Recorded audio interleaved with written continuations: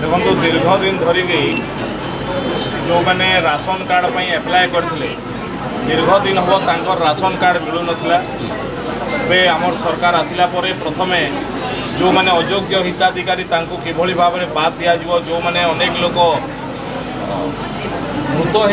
जाते ना भी राशन था प्रथमे बाद दिगला एवं जो मैंने नुआ एप्लाय करते जो मैंने नुआ एप्लाय करते से मानकर योग्य हिताधिकारी देखी पर्यायक्रमे समस्त को राशन कार्ड देवाई आमर सरकार प्रतिश्रुतिबद्ध एवं तार प्रक्रिया आरंभ होती। आज झारसुगुड़ा पौरपालिका ऑफिस रे आज पाखापाखि 70 जन को राशन कार्ड दिखाई एवं सर्वे काम करी पुणी समस्त को दिज्व ये कम ब्लॉक रे मध्य जारी अच्छी। आज किसी जन को नुआ पेंशन भी दिगला जो मैंने पेंशन पाइबापी योग्य एवं वंचित होते